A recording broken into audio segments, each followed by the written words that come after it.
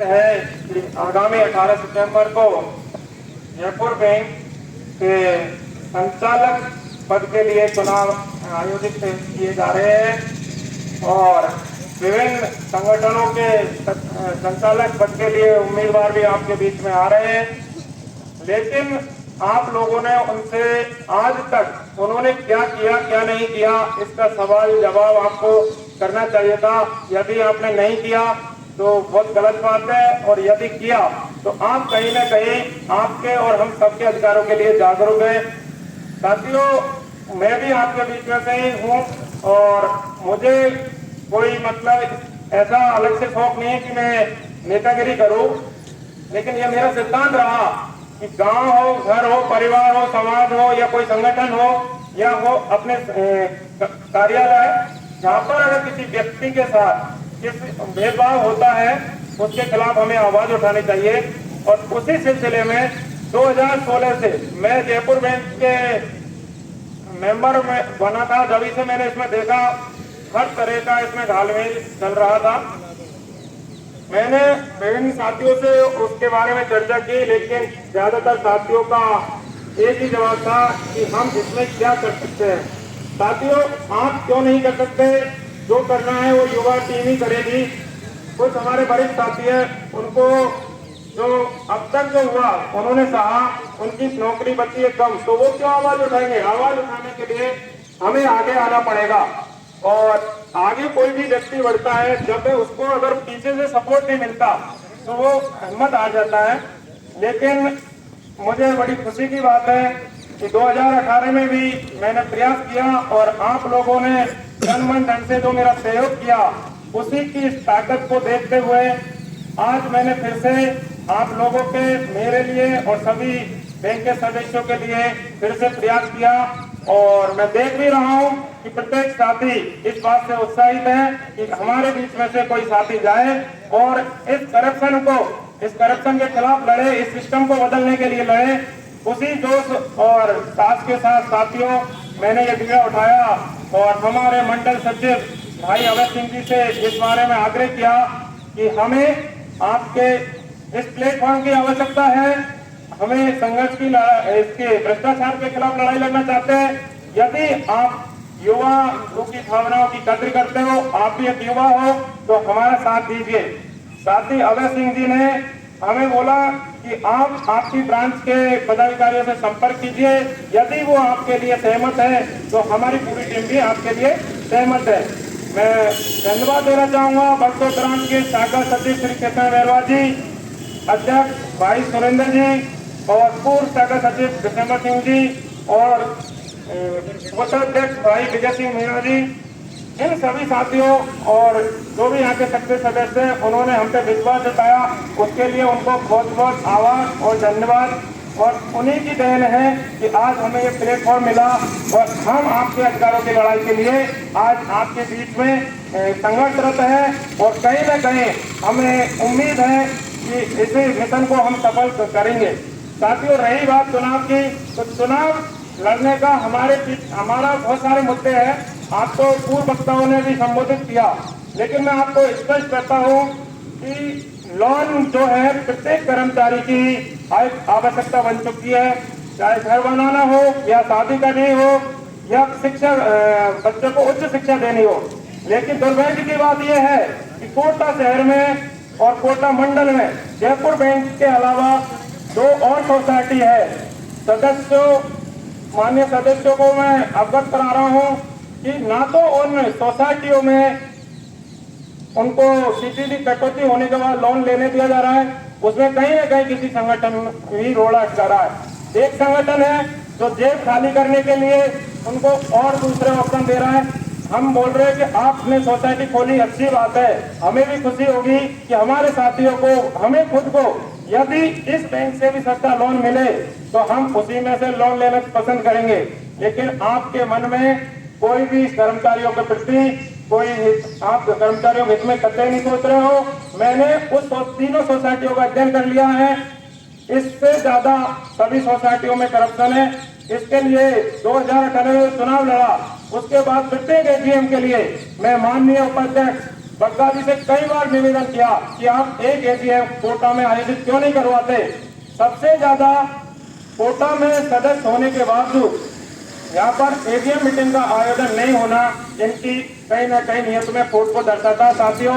और वो नियत में खोट ये है कि इनको चुनाव लड़ने के लिए कोई एजेंडा नहीं मिल रहा। पर आज भी आप इनका मैनिफेस्टो देखिए, हमारा मैनिफेस्टो देखिए। इन्होंने पिछले मैनिफेस्टो में आप लोगों को घोषणा करी थी कि हम अगर इसमें संचालक पद में जीतते हैं तो आपको होम लोन और एजुकेशन लोन ये चालू करवाएंगे। लेकिन 5 साल बीत गए, स्थिति जस्ती तस है। और आज मैंने वो मैनिफेस्टो भी देखा, उन्होंने खुद ने उसमें साफ दिखा रखा है कि हमने होम लोन के लिए रिजर्व बैंक को भेज रखी है। जबकि साथियों मैं बता रहा हूँ, हकीकत ये है कि उन्होंने उसके लिए प्रस्ताव ही पास नहीं कराया। यदि आपने रिजर्व बैंक के पास भेज रखी है तो आप यह सबूत दीजिए, लोगों को बताइए कि हमने आपके होम लोन के लिए प्रयास किया। चलो होम लोन नहीं करा पाए, एजुकेशन लोन तो एक सीधा सा सिस्टम है, उसमें अगर आरबीआई बैंक आपको, आप सब शिक्षित हो, आप भी जानते हो शिक्षा के लिए कोई पैसे की मना नहीं कर सकता। जब हमारा जेसी बैंक एजुकेशन लोन दे रहा है तो जयपुर बैंक से एजुकेशन लोन क्यों नहीं। हम इसके सदस्य शेयर दे रहे हैं, हमारी कटौती इसमें करा रहे हैं और हमें इस पर विश्वास है, इसलिए हम इसमें जुड़ रहे हैं। तो हमें होम लोन, कार लोन और उसके अलावा मैरिज लोन, एजुकेशन लोन, इनसे वंचित क्यों किया जा रहा है। आप हमारे हित की बात करते हो तो इतने दिनों से जब इस बैंक में आप पदासीन हो और इस 5 साल के कार्यकाल में तो मैं कहूंगा कि इस बैंक के पूरे कार्यकर्ता आप ही थे, करता धरता, तो आपने ये सब चीजें क्यों नहीं लागू करी, क्यों नहीं कर्मचारियों के हितों के लिए आपने कोई नया शुरुआत क्यों नहीं करी। साथियों ब्याज दर की बात करते हैं, एक एजीएम में ब्याज दर 1.5% डाउन कर देते हैं, दूसरी में 2.5% जंप कर देते हैं और इस हाथ से लेते हैं उस हाथ से वापस छीन लेते हैं। इन्होंने आज तक मुझे नहीं लग रहा कि किसी भी सदस्य के लिए किसी भी उसमें शाखा में कोई अलग से सुविधा की हो। एक आगंतुक रूम बनवाया था जयपुर बैंक में महिलाओं के लिए, बाहर से आने वाले कर्मचारियों के लिए, कि अगर उनकी ट्रेन लेट है या बैंक का लंच टाइम चल रहा है तो वहां बैठकर वो अपना समय गुजार सके, ठंडा पानी पी सके, फ्रिज की व्यवस्था करी, उसको भी अपने कब्जे में ले लिया और संचालक आगंतुक रूम को संचालक रूम के रूप में बना दिया और अपनी चेयर लगा के दिखा दिया कि हम यहाँ के संचालक हैं। ऐसे कुर्सी पे बैठने से कोई काम नहीं होता है। सब साथियों को ये समझना होगा कि जो बाबू लोग हैं, जो मतलब शुरू से ही आप लोगों से नफरत करते हैं, टेक्निकल कर्मचारियों से, उनको अगर आप सत्ता में लाओगे तो वो आपका कभी भी सपोर्ट नहीं करेंगे। इसलिए हमने इस पैनल में हमारे ट्रैकमैन साथी भाई हरीश बिलावल जी को सम्मिलित किया। इधर चालक भाई है हमारा धन सिंह मीणा जी, इनको इसमें शामिल किया ताकि कोई भी डिपार्टमेंट इससे अछूता ना रहे। और हमारे यहाँ पे अगर पैनल जीत कर आता है तो कोई साथी यहाँ से निराश होकर नहीं जाए। इसमें साथियों अब मैं आपको बताता हूँ कि ब्याज दर जो है वो 6% तक हो सकती है। मैंने इसके लिए कई बार सीओ साहब से बात की, उन्होंने कहा अगर ये बोर्ड में मीटिंग प्रस्ताव कर देते हैं, रजिस्ट्रार कार्यालय भेजते हैं तो किसी को कोई आपत्ति नहीं है। हम सोसाइटी का संचालन ही इसलिए करते हैं कि इसके सदस्यों को अधिक से अधिक आर्थिक लाभ दिया जाए, तो वो भी इन्होंने नहीं किया। दूसरा लोन के प्रकार मैंने आपको बताए थे, सिर्फ पर्सनल लोन देते हैं, जो भी बाजार दर से अधिक रेट पर वो आपको कहीं से भी और सेम डे में मिल जाएगा, या तो उसके लिए भी 3 महीने तक चक्कर काटने पड़ते हैं। आप लोग एक कैंपस के अंदर काम करते हैं, मैं भी इस कैंपस के अंदर काम करता हूं, लेकिन साथी ट्रैकमैन साथी जो हरीश बिलावल जी है, इनके साथ हम जब फील्ड में गए वहाँ हमें लोगों ने बताया कि भाई साहब हमें तो लोन 3 महीने से पहले आज तक नहीं मिला और 10 बार जयपुर बैंक के चक्कर नहीं लगाए, तब तक हमें कोई फायदा ही नहीं मिलता उन बाबुओं को। हम पता नहीं वो हमसे क्यों नफरत करते हैं। तो हमने कहा आप उसको बदल सकते हो, आपके पास मौका है, 5 साल में मौका है, आप मत दीजिए। और आपके साथी ट्रैक में साथी हमारे पैनल में है, इस पैनल को मजबूती से जिताइए। आपको जो आज तक ये सुविधा हुई है, इनके लिए हम पिछले 8-7 सालों से संघर्षरत है और उनका निस्तारण करना हमारी जिम्मेदारी है। उन्होंने कहा आप कैसे निस्तारण करोगे? हमने गंगापुर सिटी में नई ब्रांच खोलने का जो ऐलान किया, वो भी कहीं ना कहीं हमें उम्मीद है और पूर्ण विश्वास है कि हम ब्रांच खोल सकते हैं। ये भी हमने पूरी जांच पड़ताल करने के बाद ऐलान किया। ये कोई मजाक की बात नहीं है कि हमने वैसे ही ऐलान कर दिया। और ये शाखा आज से 15 साल पहले खुलनी चाहिए थी, लेकिन यहाँ पर जो बैठे हैं एजेंट, आप लोगों ने चुन के मुझे भेजे हैं, मैं उनको एजेंट ही बोलूंगा, क्योंकि उनसे मिलने के लिए कहीं ना कहीं दूसरे व्यक्ति से संपर्क करना पड़ता है, तो वो एजेंट ही कहलाएंगे। उन्होंने गंगापुर नहीं, टीकेडी से कितनी दूर है, वहां से कोई साथी यहाँ आएगा, उसको कितनी मुसीबत होती है, इन्होंने कभी सोचा है उसके लिए? अगर ये सोचते तो आज नहीं, आज से 10-15 साल पहले गंगापुर सिटी, सवाई माधोपुर, भरतपुर या टीकेडी कहीं भी एक मिनी ब्रांच खुल सकती है। जिस प्रकार से जयपुर में, बांदीकुई और फुलेरा में 2 ब्रांचें चल रही है और उनकी महज सदस्य संख्या ओनली 1680 सदस्य है, उनको ब्रांच दे रखी है। और यहाँ पर हमारे उपाध्यक्ष होते हुए भी एक ब्रांच का प्रस्ताव तक पास नहीं करा पाए। इससे बड़ा दुर्भाग्य क्या होगा? जो संगठन आज इस चुनाव के नाम पर अनाप शनाप पैसा खर्च कर रहा है, वो आप सब देख रहे हो। हमारे पास लोगों के मैसेज आ रहे हैं, यार आप फोन कॉल नहीं कर पा रहे, आपके मैसेज नहीं आ रहे। मैंने कहा साथियों, हम हाथ जोड़कर आपसे निवेदन करने आए, आपके कार्यस्थल पर आए। हमारे पास ना तो इतना धन है और ना इतना बल है कि हम IT सेल के लिए पैसा खर्च करें। और यदि पैसा खर्च करें तो क्यों करें? हम पे विश्वास करना होगा। यदि हम सच्चे हैं, ईमानदार हैं, तो आपको इनको हटाना होगा और हमारे इन पैनल पर विश्वास करना पड़ेगा, तब जाकर कहीं ना कहीं कुछ बदलाव होगा। दूसरा साथियों, मैं बता देना चाहता हूं, हमारे हर क्षेत्र में घर परिवार समाज संगठन किसी में देख लो, महिलाओं को हर जगह सुविधाएं दी जा रही है, लेकिन यहाँ पर महिलाओं के लिए एक बैठक रूम तक नहीं है, उनके यहाँ के लिए शौचालय नहीं है। भाई किसी महिला आई बैंक में बाहर से आई, हो सकता है उसको बाथरूम जाना है, वो कहाँ जाएगी? क्या वो कैंपस में सबके सामने बैठेगी? तो ये कितनी बड़ी दुर्भाग्य की बात है कि ये लोग बार बार घोषणाएं करते जाते हैं और उन पर अमल बिल्कुल नहीं करते। लेकिन साथियों, इससे बड़ा दुर्भाग्य ये है कि आप सब शिक्षित होते हुए भी इन सब चीजों को देख रहे हैं। आप नाक कान आंख मुंह बंद करके नहीं बैठे, आप सही का साथ दे। और मैं वादा कर रहा हूं आपको, ये सब चीजों का निस्तारण 1 से 2 साल में हमारा पैनल करवा के देगा।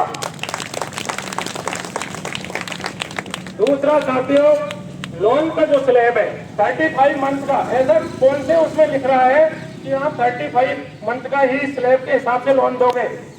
इस लोन का स्लैब जो आपने 20 लाख कर रखा है, आपको पता है एक नया जो अपॉइंटमेंट होता है उसकी बेसिक कितनी होती है?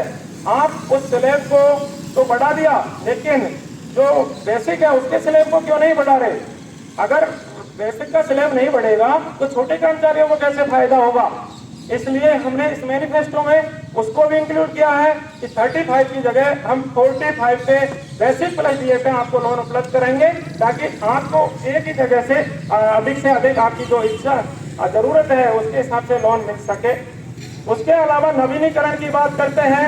आज मेरे को आवश्यकता है 5 लाख रुपए ले लिया, मैं उसको 36 माह में पे करना चाह रहा हूँ। बीच में आवश्यकता पड़ी कि घर में कोई बड़ा काम आ गया, कोई बीमारी फंस गई, यहाँ पे अलग से तो लोन मिलेगा नहीं, देना मुझे PL लोन या पर्सनल लोन।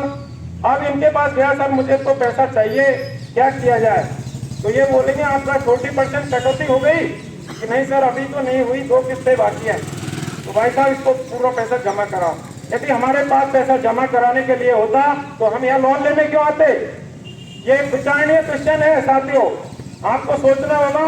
मैंने मेरी आंखों से देखा है और कई साथियों की मदद भी की है, लेकिन ये उस प्रकार की जो हरकतें चल रही है वो इसलिए चल रही है कि ये धन्ना सेठ जो एजेंट बैठा रखे हैं वो कहते हैं कि पैसे की जरूरत है, ये मेरे से लेके जाइए, पैसे मैं जमा करवा रहा हूँ, आपका लोन आएगा तो 10% मुझे देना।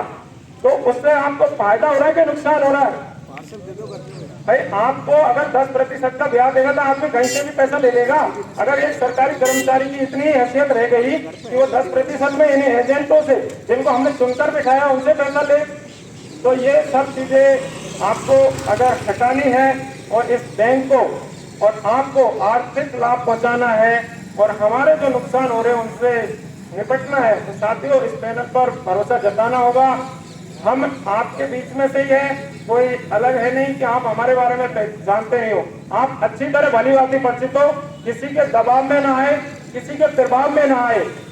आज अगर आप डर गए तो आने वाली पीढ़ियां आपसे सवाल करेगी कि आप इतने दिन से यहाँ नौकरी कर रहे थे, आपने क्या नहीं किया, क्यों नहीं किया ऐसा।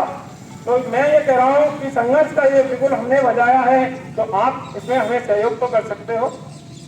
आप अगर किसी से डरते हो, हम कहते हैं कि हमारे साथ मत घूमो, लेकिन मतदान का अधिकार आपको है और वो मतदान का अधिकार आपका खुद का विवेक से करना चाहिए और उन लोगों को करना चाहिए जो आपके हित की बात करते हैं, नहीं खुद के हित की बात करते हैं। इन सब मुद्दों को अब आप सोच रहे होंगे कि आप कैसे हल करोगे। साथियों, बैंक का वार्षिक लेखा जोखा और इसमें जो संशोधन करना है या जो मैं बोल रहा हूं कि नए प्रस्ताव जो पास करने हैं, उन सबको एक वार्षिक आम सभा बैंक द्वारा आयोजित की जाती है। उस आम सभा में इन लोगों ने क्या कर रखा है, 100 लोगों की उपस्थिति में ही उस प्रस्ताव को पास करवा देते हैं।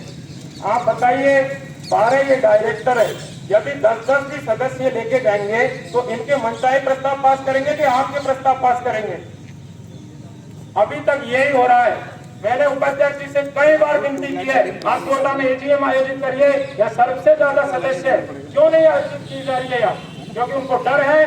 हम जो संघर्ष कर रहे हैं, हम आपको सजग कर रहे हैं। आप लोग हमें प्रस्ताव देंगे, हम उनको पास करवाएंगे बोर्ड के सामने सेम डे, और वो रजिस्ट्रार को इनको भेजना पड़ेगा कि मजबूरी हो जाएगी। और अगर वो प्रस्ताव पास हो गए तो आपकी समस्याएं हल हो जाएगी, और आपकी समस्याओं का निराकरण हो गया तो फिर ये किस मुंह से आपके पास वोट मांगने आएंगे।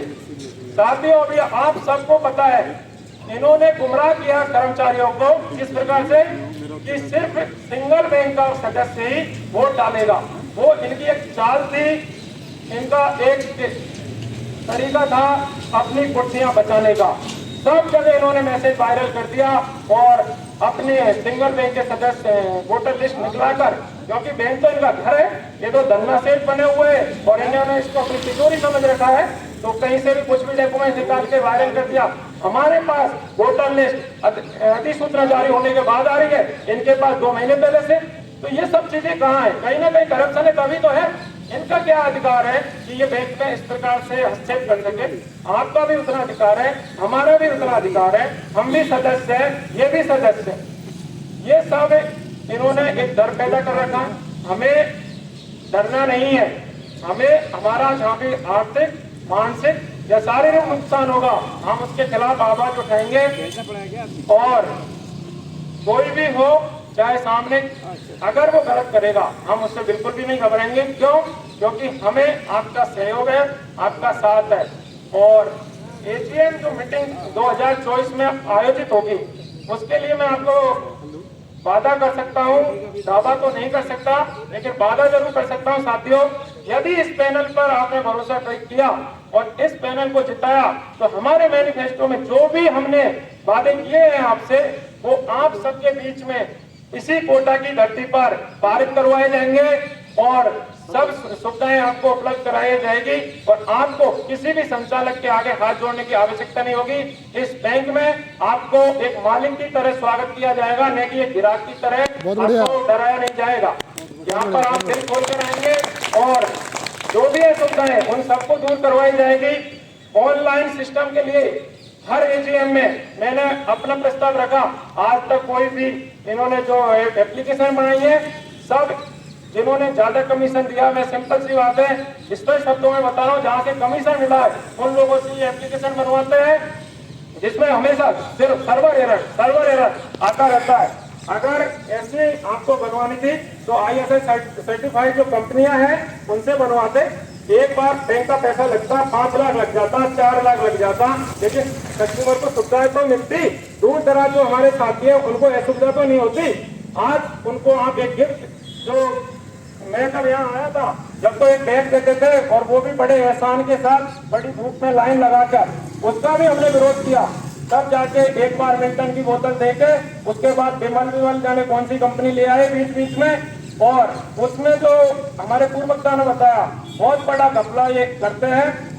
बाजार दर की चीज को बाजार से महंगी दर पर खरीदकर जो हमारे सदस्य उनको वितरण के लिए बाध्य कर देते हैं कि आपको 2 महीने तक ही हम ये वितरण करेंगे, अगर आपको लेनी है तो 2 माह में आप छुट्टी लगाकर आइए।